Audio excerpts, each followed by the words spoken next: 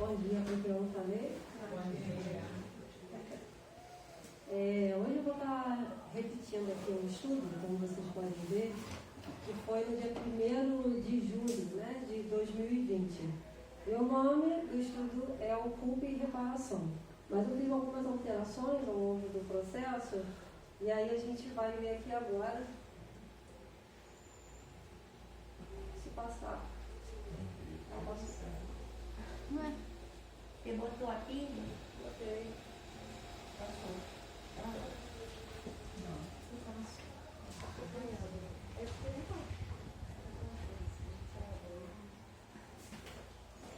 Obrigada. Bom, então vamos ver o que é a culpa e como que ela se dá, né? Pode passar para mim, assim? Mais um. Pela psicologia, a gente vê que a culpa é um sentimento que vem da percepção que falhamos com alguém ou conosco mesmos, ou ainda quando imaginamos que o outro pensa que teremos falhado com ele. Ela está sempre relacionada com alguma coisa do passado que a gente fez. Essa ação foi algo que se fez e que se arrependeu, ou algo que se deixou de fazer em alguma oportunidade. São alguns conceitos básicos. Pode passar, né? A Joana, nesse livro aqui, nos conflitos existenciais, ela vem dizer pra gente o seguinte: duas são as causas psicológicas da culpa. A que procede da sombra escura do passado, da consciência que se sente responsável por males que haja praticado em relação ao homem, e a que tem a sua origem na infância, como decorrência da educação que é ministrada. Na época do estudo, eu não ia tocar no assunto da infância, mas para esse exemplo que eu trouxe, é bem interessante a gente lembrar disso, que a culpa também decorre da educação que a gente tem. Bom, aí ela continua dizendo que a culpa é o resultado da raiva que alguém sente contra si mesma, voltado para dentro, em forma de sensação de algo que foi feito erradamente, como a gente tinha falado. Ou seja, os dois posicionamentos, tanto psicológico como espírita, eles se casam nesse sentido. Então, continuando nesse mesmo tom. Quando a ação está acontecendo, pode ir.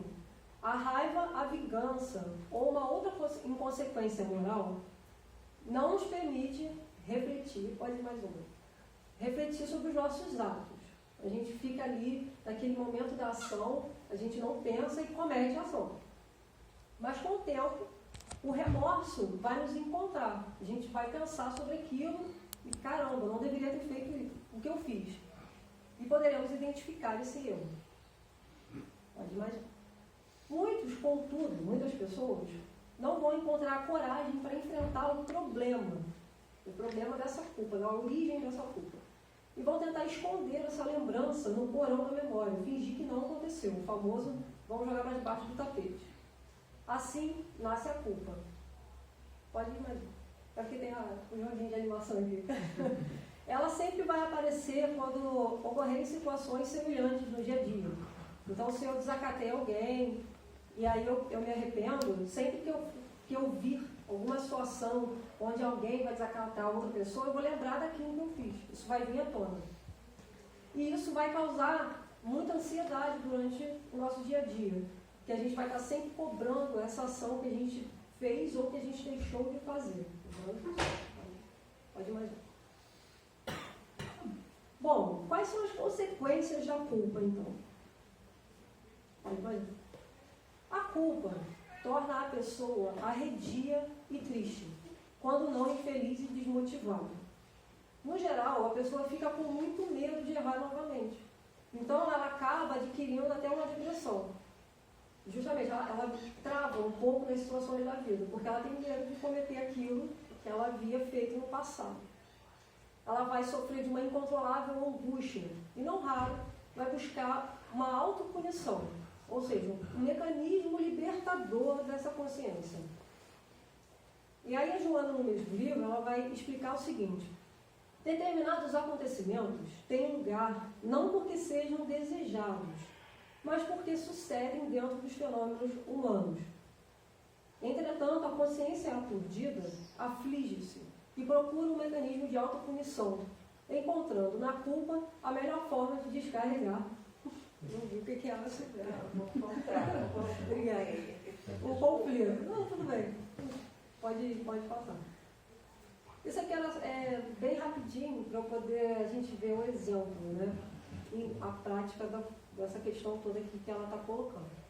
Como a gente vai se libertar dessa culpa? Como é que a gente faz para sair dessa situação, de romper esse ciclo? Pode ir mais um. Bom, a gente primeiro tem que entender que na vida a gente vai errar. Isso é normal devido ao mundo que a gente está vivendo, de provas e expiações, todos nós, em algum momento, fatalmente, vamos cometer algum erro. Mas uma das coisas que se ressaltam é a intenção que a gente vai ter ao praticar esse erro. Às vezes, né, aquele famoso, a gente erra, mas a gente tentando acertar. Isso faz muita diferença. Porque a gente, de fato, nas nossas ações, da vida, cotidiana, a gente precisa ter sempre essa intenção de acertar. Pode ir? Então, uma boa intenção, ela objetiva o melhor resultado, ainda que não seja o mais agradável. Quando a intenção ela é boa, a gente consegue abrandar um pouco esse sentimento com o tempo. Aí eu pergunto para vocês, pode passar mais uma, por favor. Significa que nós não precisaremos mais reparar o mal que nós fizemos? Evidentemente que não, não significa isso. Mas essa reparação, ela vai acontecer de uma forma mais sutil, mais suave, mais facilmente. Pode ir, mas, por favor. Pode ir. Então, como nós dissemos, né, todos nós vamos cometer erros, mas é importante a gente não desanimar ou abandonar esse compromisso de elevação espiritual. Porque nós temos uma característica muito grande, nós enquanto seres humanos, de se acomodar. Então, na situação anterior, quando eu tenho medo, digamos assim, de me posicionar porque eu errei, eu vou ter aquela posição de ficar o tempo todo negando as situações. Então, é aquela famosa, eu não vou dar opinião sobre isso, eu vou preferir me abster de alguma determinada situação para eu não errar novamente. Só que errar faz parte do crescimento nosso. Então, a gente precisa não desanimar. A partir do momento que a gente percebe que a gente errou, que a gente faz esse exercício, né, dessa reflexão que tanto é falado no meio espírita, né, da gente passar em revista todos os acontecimentos e chegamos nessas conclusões, a gente precisa colocar essas conclusões em prática. Por isso que ela diz aqui, isso aqui tudo é da Joana, tá? Desse capítulo. Para a gente não abandonar esse compromisso de se elevar. Porque senão a gente vai estagnar naquela posição. Né? Pode ir mais um aí, por favor. O melhor antídoto para a culpa é o perdão, que pode ser direcionado para nós, para quem foi a vítima, para a comunidade em geral, ou para a natureza, esses grandes crimes que a gente vê, né, também, que eu achei até interessante ela colocar esse ponto da natureza, que às vezes a gente não pensa muito sobre isso. Né? Pode ir. Para chegar no perdão, faz-se necessário essa reflexão profunda, a qual a gente estava falando anteriormente, sobre o ocorrido, exercitando essa compreensão, a compreensão de que nós ainda temos essas fraquezas, que ainda cometemos esses erros. E com essa ação reflexiva, nós vamos estar desenvolvendo a coragem, como eu estava falando, a coragem de colocar em prática aquilo que a gente aprendeu. É o caso do Saulo e do Paulo. Quando ele encontra com Jesus, ele vai ter um período em que ele vai estar no deserto para poder reflexionar, etc. e tal, sobre o que ele fez, para poder refazer o caminho. Pode passar, né, por favor. Então, aqui, bem rapidamente, qual é a diferença, né, entre arrependimento e remorso? Bom, pode mais. Em ambas as situações, tanto no arrependimento quanto no remorso, a gente vai ver um traço de tristeza pelo fato que a gente fez ou que a gente deixou de fazer. Pode mais. O arrependimento, no entanto, é uma tristeza vinda do erro propriamente dito, enquanto o remorso é uma tristeza vinda da consequência do erro que nós fizemos. Isso. Por exemplo, eu vejo uma casa onde há muitas riquezas. E aí eu decido que eu quero roubar essa casa. Eu vou lá, uma noite, consigo roubar todos os pertences da casa, mas alguém me vê e aciona a polícia. Em consequência disso, eu sou preso. E aí eu estou lá na prisão, triste. No caso, pode botar mais um. No caso do arrependimento, eu fico arrependido por ter roubado a casa, pelo ato de roubar a casa. No caso do remorso, eu fico arrependido de não ter escapado da polícia. Não consegue entender a diferença? Pode. No caso das questões morais, vai ser a mesma coisa. Inclusive é o exemplo de hoje que eu trouxe. Não foi convidado. Eu estou lá me sentindo muito bem nessa minha encarnação, muito bonito. E aí, eu de repente me relaciono com alguém que é casado. E aí, pode contar mais um. Eu acabo adquirindo uma gravidez. No caso do arrependimento, pode contar mais um. Eu fico arrependido por ter traído, né? Tanto meu companheiro quanto a pessoa com quem, né, me relacionei, etc. e tal. No caso do remorso, eu fico arrependida, eu fico com remorso de não ter sido mais cuidadoso, de ter continuado traindo, mas não ter sido cuidadoso a ponto de evitar uma gravidez. Tá? Então é a mesma situação. Pode ir. Aí eu trouxe esse exemplo, que é o drama da Bretanha. Muitos devem conhecer, mas a gente vai relembrar aqui hoje, e eu vou ler alguns trechinhos para a gente. Então é da Ivone Pereira pelo Espírito Chá.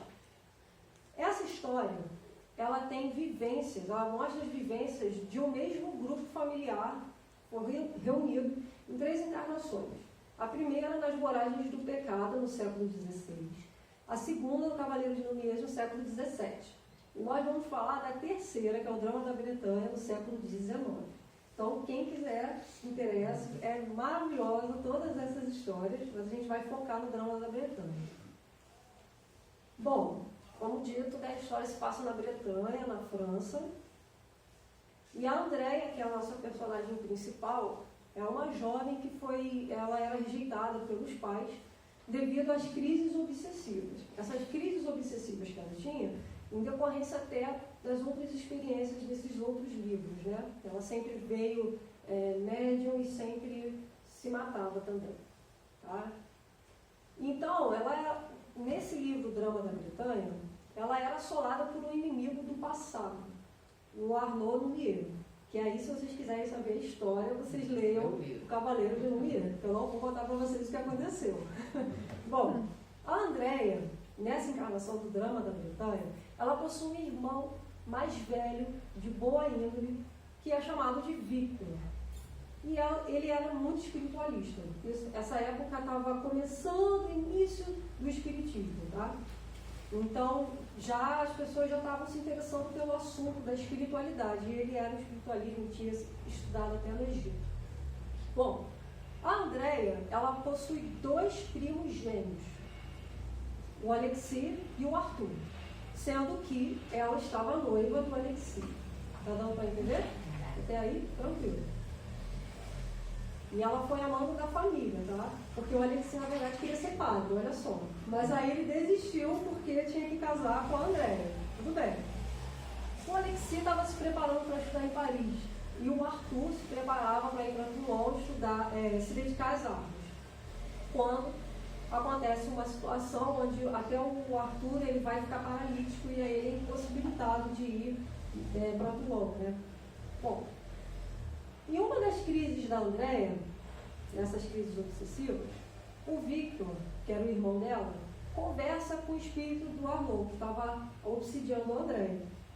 E ele vai pedir para o Arnaud, para o espírito, né, para um período de 2 anos, uma trégua. Eu disse, olha, vamos fazer o seguinte, eu peço para você 2 anos para eu reeducá-la no espiritismo. Se ela conseguir, aí você deixa ela em paz.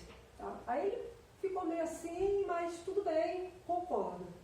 Concordou. Até porque ele era um espírito mais elevado. Tá? Mas ele ficou ali observando a Andréia de perto. Porque ele sabia, no fundo, no íntimo dele, que a Andréia não havia modificado. Mas tudo bem. Até que surge uma outra personagem, que é o Marcos de Villiers. apaixona perdidamente pela Andréia.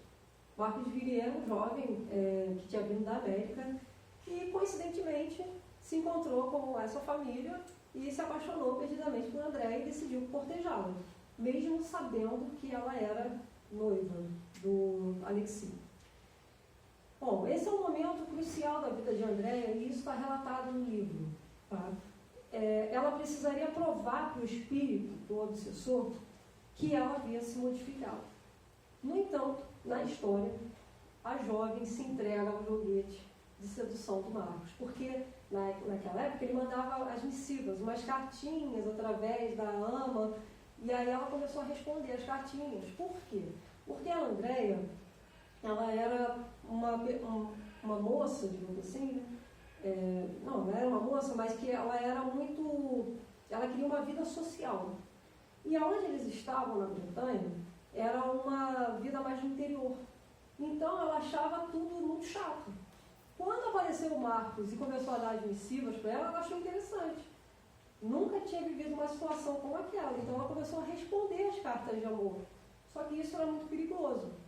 Até que um dia, né, ela finalmente, a partir do Arnaud, que está até ali, né, o Arnaud voltou a obsidiar a moça, porque ele percebeu que ela não ia mudar realmente, e aí ele começou a induzir a Andréia para se envolver com o Marcos. E um dia ela cedeu.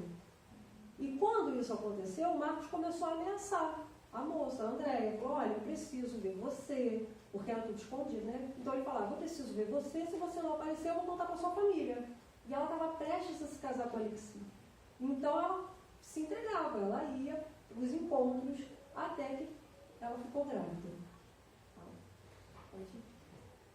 E aí o que acaba acontecendo? Minha gente, a história é muito enrola. O pai da Andréia, que era um senhor muito sério, muito voltado para as questões tradicionais, ele acaba descobrindo, aí no livro vocês vão ver como, mas ele acaba descobrindo. E para não perder o nome de família, né, naquela época, ainda isso era muito visto, né, muito importante, você não perder o nome de família, ele decide que a Andréia vai ter que se casar com o Marcos, até porque ela estava grávida. E queria casar sim, semana que vem você vai casar. E ela não aceita de jeito nenhum, porque no fundo ela não amava o Marcos, ela gostava do Alexis. Né? Bom, pode mais um.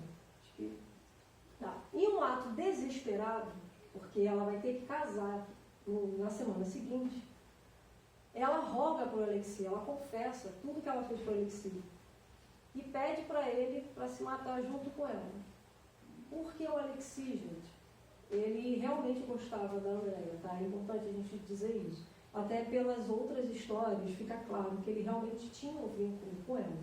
E ele, obviamente, ficou muito impactado com toda a situação. E aí, o jovem aceita. Inicialmente, ele vai aceitar. E eles até combinam, olha, vamos se jogar de uma costa da Bretanha. E aí eles marcaram um horário, um lugar, para poder se jogar. E agora, vou pedir a licença de vocês para ler um pedacinho, para a gente poder ver e analisando aquilo que a Joana estava falando, né?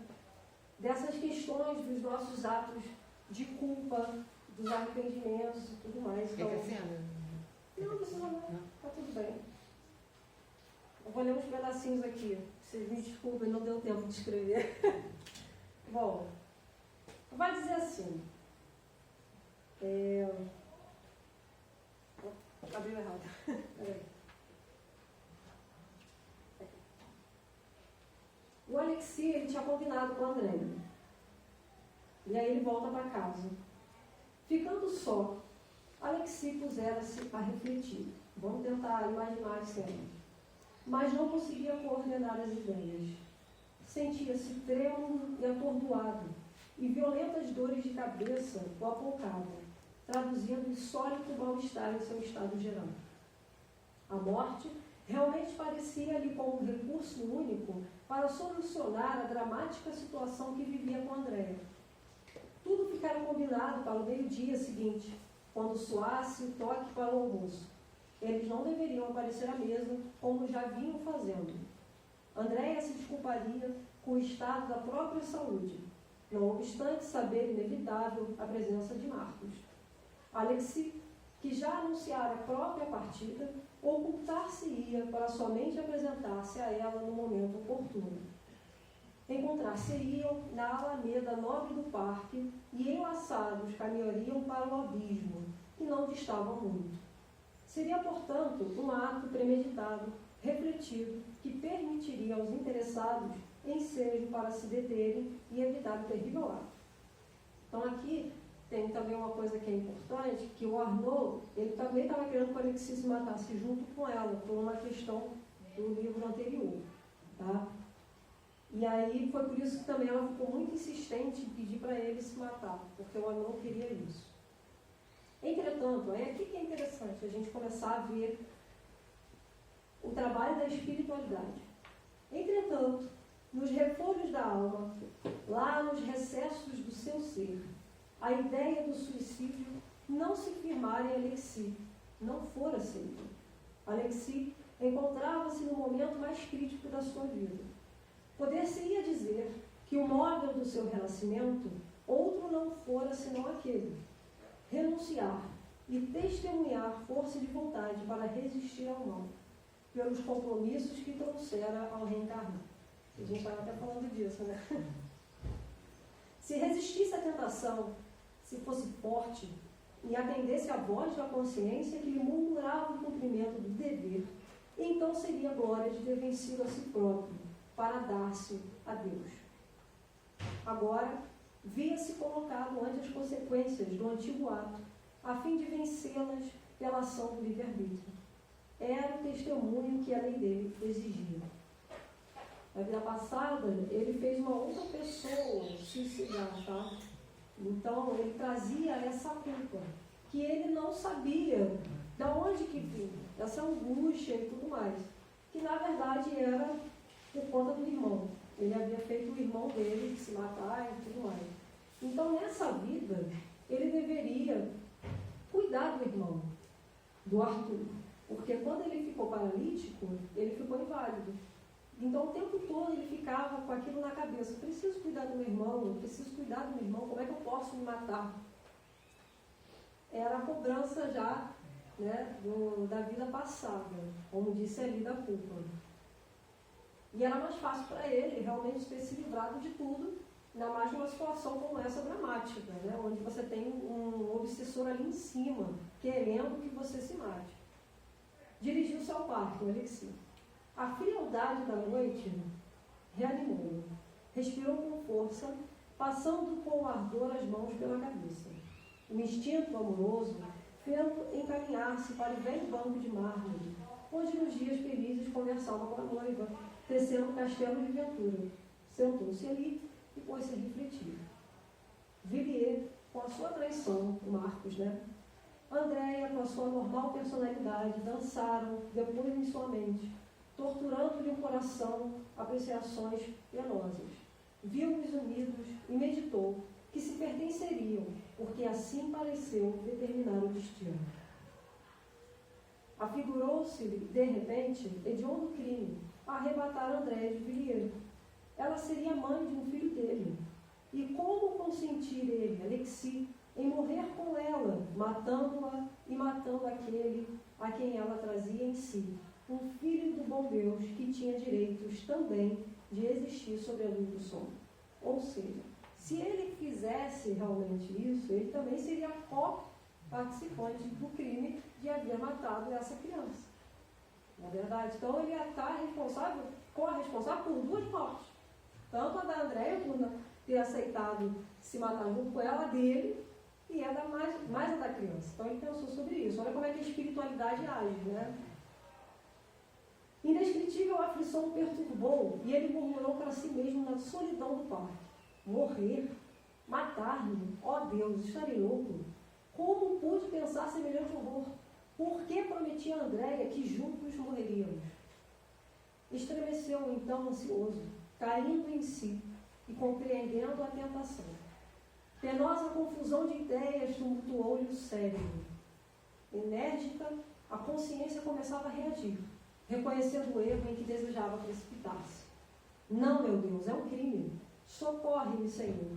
Salvai-me dessa monstruosa tentação. Não, não devo morrer. Não devo deixar Andréia morrer. Que fazer, meu Deus? Que fazer para remediar essa situação? Servir a Deus, murmurou-lhe a consciência. Amar os que sofrem, proteger Arthur, a quem muito deves. E sentiu que lágrimas ardentes corriam dos seus olhos, banhando-lhe as faces. O vulto longínquo de seu mestre religioso surgiu de suas lembranças, e ele recordou a constante advertência que dele ouvia nos distantes dias escolares. Nascestes para o sofrimento, Alexia. Eu bem o sei. Mas lembra-te, meu filho, de que, sejam quais forem as amarguras e decepções que a vida te apresente, encontrarás consolo e forças aos pés de Jesus Cristo. E é muito complexo isso, né? Aí ele fala, então caiu de joelhos junto daquele banco que fora testemunha dos seus olhos de amor. Elevou súplice seu coração para o alto, para o infinito, num gesto fervoroso de submissão ao Criador. E rogou ao Todo-Poderoso, que se condoesse da sua miséria e o socorresse naquele momento de provação. Que o céu reanimasse para que ele pudesse expulsar de si os ecos daquela tentação que o arrastava ao suicídio. Não, 1000 vezes não, ele não desejava matar-se. No entanto, sentia-se impelido a esse crime por uma força mórbida que o enlouquecia. A prece, aí aqui eu queria que a gente prestasse bastante atenção, porque é a questão da prece intercessória. No momento em que ele decide, opta, né, o Alexei, eu não posso fazer isso, socorro, me ajude, eu não quero, ele consegue ter clareza para pedir força a Deus. E quantas vezes a gente se vê numa situação como essa? Meu Deus, está tudo desabando.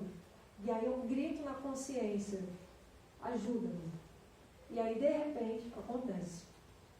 Elias, eu me lembro do livro dos Espíritos, perguntando se há algum arrastamento irresistível. Sim. Na verdade, não há. A gente é que se deixa, né? Exatamente. Aí ele vai dizer assim, a prece foi vibrante, arrancada da alma por um impulso humilde de fé e confiança. Suave sonolência, como que o atingiu em seguida. Debruçou-se sobre o banco e, ajoelhado, ali permaneceu durante alguns minutos, ao passo que o sereno da madrugada orvalhava seus cabelos. E, em dado momento, sobre a suave ação daquele estado insólito, eis que o doce contato de uma advertência espiritual repercutiu em sua consciência, qual intuição protetora. Volta para casa, meu filho, deita-te e dorme, e, acima de tudo, confia em Deus, e Deus será contigo. Aí pode ir. Bom, pode mais um, por favor. Não? Ainda que trabalho. Bom, a Joana ela vai explicar o seguinte: não resistindo, quando a gente comete, né, um ato e vem a culpa, não resistindo ao impulso agressivo ou à ação ilegítima, logo advém a vergonha pelo que foi feito, empurrando para fugas psicológicas automáticas. A culpa tem a ver com o que foi feito de errado, enquanto que o sentimento de vergonha denota a consciência da irresponsabilidade, o conhecimento da ação negativa que foi praticada. E aqui, nesse livro aqui, a gente vai ver bem isso em duas partes que eu separei também. No momento em que a Andréia ela se entrega para ele, para o Marcos, ela pensa exatamente isso. Ela vai escrever assim a Ivone. Andréia não pensava em Marcos, não ansiava por ele nem desejava sua presença. E mais do que nunca sentia que o não amava e que arrefecera em seu ser o capricho que por ele tivera. Esse momento é um pouco mais além. Ela se entregou para ele e ele começou a ameaçá-la. Se você não se apresentar, eu vou contar para sua família. Bom, não saía dos seus aposentos, negava-se alimentos e crises violentas de choro a sacudiam dia e noite. Sentia-se enferma, revoltada contra si mesma e contra tudo, e não sabia agora como continuar a viver. Como confiar a seus pais e a seu irmão, e ao seu noivo, e a Arthur, esse pobre amante silencioso e resignado, porque o Arthur também amava, tá? Tão humilde e bom na sua desventura, o terrível acontecimento que a deprimiu. Qual seria a reação da família, ferida no orgulho da própria honradez? Alexis seria capaz de compreendê-la e perdoar o seu deslize que, em verdade, fora uma traição, pois ela não o desejara? Certamente não. Não poderia compreendê-la, não poderia perdoá-la. Seria então, olha a fuga psicológica, olha, já negando, já falando que o outro vai fazer, né, dizer, olha, não perdoa, não vai acontecer isso, vai acontecer aquilo. Quantas vezes a gente faz isso também, não é verdade? Seria então repudiada, humilhada, o noivo seria desfeito, quando já toda a sua família assinara o contrato oficial 2 anos antes. Que vergonha então não seria sua? Amava Alexis, não obstante a conduta condenável, e como poderia viver sem ele? Que importava Marcos se ela não o amava?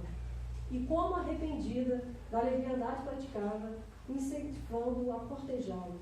Nunca pensara tanto no noivo, ansiava pelo seu amor, como agora que sentia que o perderia. Nunca as suas forças mentais o buscaram tanto como aqueles 3 tenebrosos dias em que recordavam os menores detalhes da convivência com ele, a sua fisionomia doce e bela, os seus gestos, as menores palavras de amor que ele lhe dirigira, a sua terna afeição por ela, a sua nobreza e a sua honradez. Como pudera esquecê-lo, a ponto de deixar-se vencer por um outro homem? E nunca pudera supor que Marcos, um fidalgo de boas tradições, chegasse a ser tão vil. Não seria essa desgraça promovida por aquele inimigo invisível que desde a sua infância a torturava? Aí, enfim, aí ela vai continuar falando. Ou seja, é essa consciência que vem cobrando. E é muito interessante como ela vai lembrando de todas as coisas, nos mínimos detalhes, e tentando, a cada instante que ela fala, será que isso é por causa disso? Não, mas e aquilo? E aquilo outro? Ou seja, a gente o tempo todo querendo buscar resposta, ao invés de a gente falar, errei. Sinto muito, realmente, eu errei. Foi culpa minha. Preciso refazer o caminho. Preciso ir lá, confessar. E nessa outra parte aqui, ela vai dizer o seguinte. Ela vai dizer acho que ela vai confessar para o Vitor, para o irmão. Com efeito, tal como prometera Arthur, Vitor visitara Andréia em seus aposentos e a puseram em confissão. Ela consegue confessar para o irmão.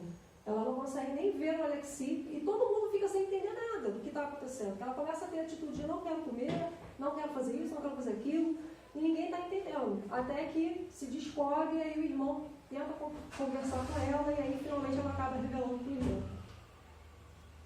Não foi sem um grande esforço e habilidade que o filósofo espiritualista conseguiu da irmã a confissão dos relatos de Jacques. A princípio, a Jacques foi a pessoa que viu ela traindo, tá? A princípio, a pobre jovem tudo negara, envergonhada, deprimida, aterrorizada e arrependida da facilidade incompreensível que a levara a submeter-se aos desejos de Villiers. Ela apresentava-se abatida e enxame ao irmão, soluçante, assaltada por uma crise de prantos que compungiam o Vitor, e eram ao mesmo tempo outras tantas confissões da realidade ocorrida. Vitor era médico. Examinara conscienciosamente a irmã, constatara que ela seria mãe, e por isso respondeu. Isso ela tinha 15 ou 17 anos. Será preciso que abandones a ilusão que tenhas a tal respeito, minha Andréia, e encares a realidade, para que não sofras em demasia, porque ela queria que ele convencesse o rapaz a não casar com ela e ela voltasse a casar com o Alexis. Aí ele está dizendo para ela, olha, você precisa abandonar essa ideia, porque o fato já aconteceu. É preciso esquecer Alexis e amar Villiers, que agora é o único a ter direitos sobre ti. Havemos de nos entender com ele. Suponho que ele te ama, pois chegou a pedir-te em casamento. Serás mãe, e ele é o pai do teu filho. É preciso aceitá-lo e diligenciar para ser feliz com ele. Ou seja, a espiritualidade de novo, tentando ali reaver o caso. Pode passar, Dona, por favor. Mas ela, infelizmente. Vamos falar um pouquinho agora de reparação. Pode passar. O que é a reparação e as suas fases, né? Reparação é reconhecer o mal feito, se arrependendo, a gente já viu a diferença de arrependimento para remorso, se arrependendo da ação infeliz para não repetir. Assim encorajado, o indivíduo procura consertar o dano, ao mesmo tempo em que muda as atitudes perante a vida. Esse arrependimento vem do desejo de não realizar novamente a ação praticada e se une com a empatia, que é o se permitir sensibilizar com a dor alheia. A reparação pode levar a muitas encarnações e a gente vê isso aqui na própria Ivone, né? Essa palestra do Rossano. Então, a reparação ela tem algumas fases. Na primeira fase, a gente não vai se arrepender, a gente vai continuar praticando esse erro. Na segunda, a gente vai enfrentar esse remorso. Poxa, deveria ter sido mais cauteloso para ninguém me ver. Na terceira fase, a gente vai vir com esse arrependimento. Poxa vida, agora eu vou ter que refazer o meu caminho. E na quarta fase vai vir essa reparação. Tá? Então, como que ela vai se dar? Nós vamos ali cometer a ação, nós vamos errar. E aí nós vamos fazer essa reflexão, vamos nos dar conta do erro que nós cometemos. Virar esse arrependimento, que inicialmente vai ter todos aqueles efeitos que a Joana estava colocando. A vergonha, a negação e tudo mais. E nós vamos sofrer por ele. Então, nós decidimos que nós temos que pedir perdão. E duas coisas podem ocorrer. Por que a gente precisa pedir perdão? Até botei esse lembrete. Porque é necessário anular o mal com o bem que nós podemos fazer. O mal que a gente fez, a gente precisa anular com algum bem. E duas coisas podem acontecer quando a gente pede perdão. Se o outro perdoar, melhor para o outro. Mas eu ainda vou ficar devendo para essa pessoa. Cometi uma ação contra a Marli. Se a Marli me perdoar, tudo bem, perdoou, mas eu ainda vou estar devendo para a Marli. Se o outro não perdoa, se a Marli não me perdoa, vai ser pior para a Marli, porque aí ela vai passar a ser devedora. Porque todos nós erramos, todos nós cometemos erros e acertos. Então a gente está nesse mundo para aprender os dois lados da moeda. Aprender a perdoar e aprender a pedir perdão.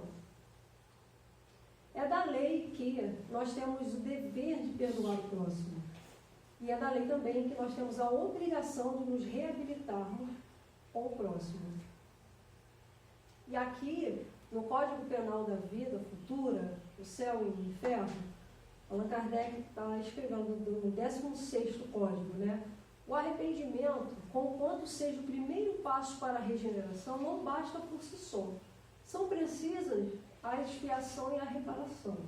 Arrependimento, expiação e reparação constituem, portanto, as três condições necessárias para pagar os traços de uma falta e suas consequências. O arrependimento suaviza os travos da expiação, abrindo pela esperança o caminho da reabilitação.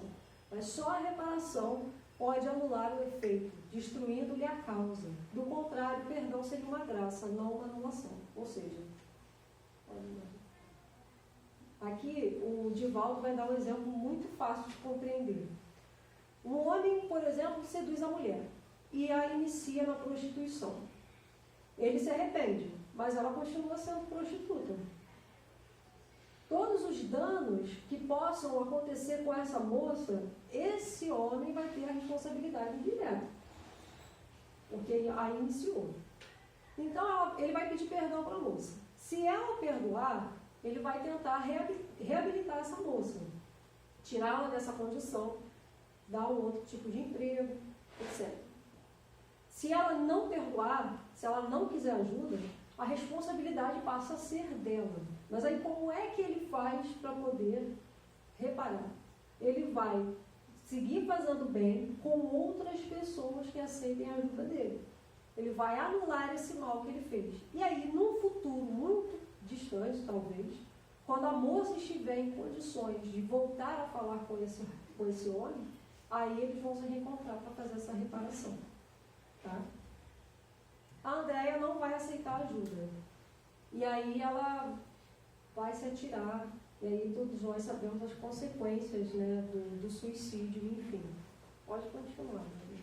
Não vai dar tempo. Eu peguei as considerações finais sobre a reparação. Toda falta cometida se transforma em uma dívida que deverá ser reparada, mesmo que sejam necessárias várias existências, como nós falamos aqui.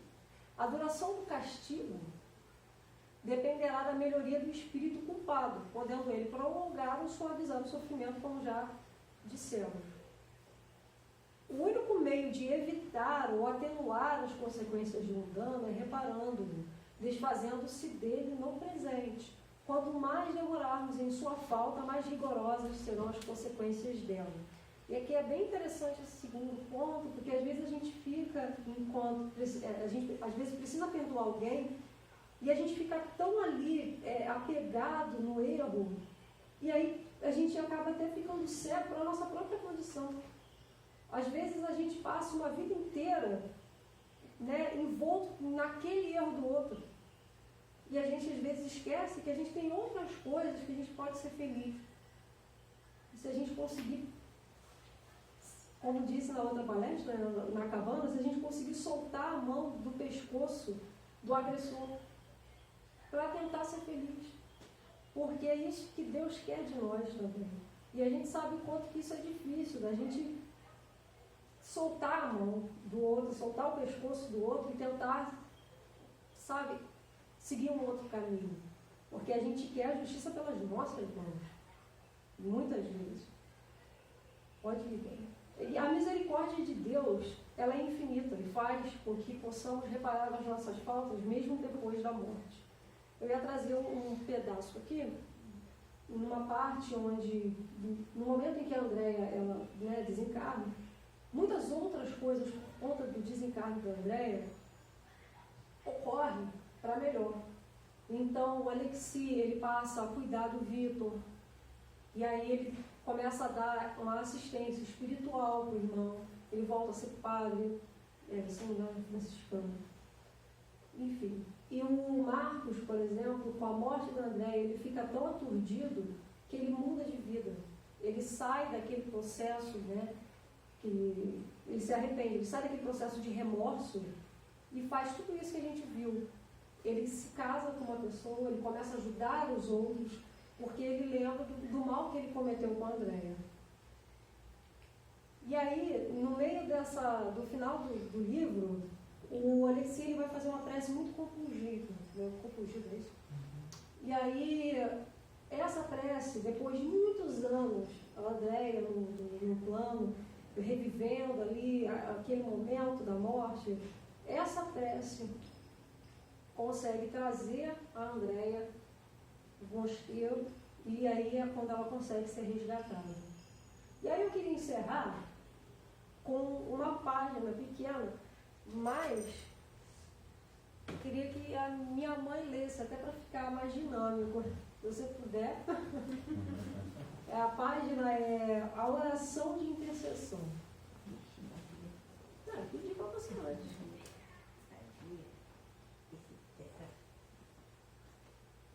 Caraca, que leitura. Você tem problema? Melhor acender a luz? Menor. Bom, a página é do livro Momentos de Meditação, de Valdo Franco, a benfeitora Joana. Capítulo 20, Oração de Intercessão.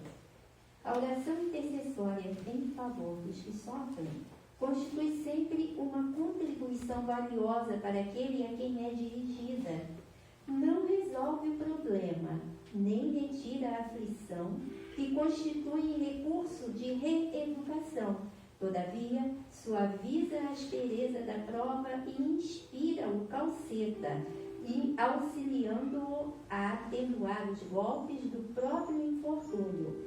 Ademais, acalma e dulcifica aquele que ora, por elevá-lo às regiões superiores, onde aure as emoções transcendentais, que lhe alteram para melhor as disposições íntimas. A oração é sempre um bálsamo para a alma, que se torna medicação para os equipamentos fisiológicos. A emissão do pensamento impresso canaliza a força de vivas em direção do objetivo almejado, terminando por alterar a constituição de que se reveste o ser. Quem ora, encontra-se, porque sintoniza com a ideia divina em faixas de sutis vibrações inabituais nas esferas mais densas. Dirigida aos enfermos, estimula-lhes os centros atingidos pela doença, restaurando o equilíbrio das células e recompondo o quadro que o paciente deve preservar. O paciente deve preservar. Projetada no rumo do atormentado, alcançam-o e acalmam, desde que este se encontre receptivo, como é fácil de compreender-se. E mesmo que ele não sintonize com a onda benéfica que o alcança, não deixará de receber-lhe o conteúdo vibratório.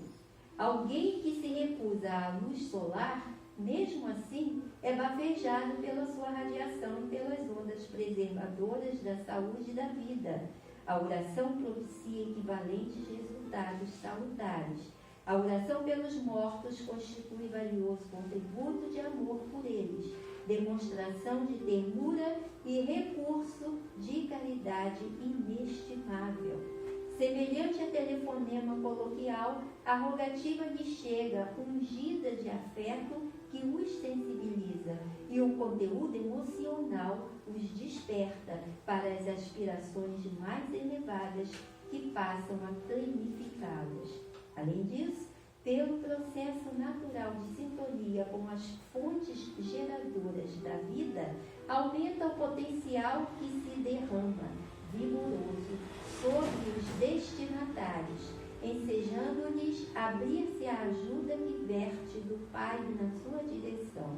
Deve-se orar no lar, sem qualquer perigo de atrair-se para o recinto doméstico o espírito mentalizado, sendo que, pelo contrário, se este permanece aturdido ou perturbado junto à família, libera-se ou vai recambiado para hospitais e recintos próprios no além, onde se restabelece e se equilibra. Demonstra o teu amor pelos desencarnados, orando por eles, recordando-os com afeto e mantendo na mente as cenas felizes que com eles viveste. Evita as evocações dolorosas que os farão sofrer ao impacto da tua mente neles fixada. Reveste o teu impulso oracional com os reais desejos de felicidade para eles, que se reconfortarão por sua vez, bendizendo-te o gesto e o sentimento. Ninguém que esteja degradado para sempre. Portanto, todos aguardam intercessão, socorro, oportunidade liberativa. Ora, pois, quando possas, pelos que sofrem, pelos que partiram da terra, igualmente por ti mesmo, repletando-te da paz que deflui do ato de comungar com Deus.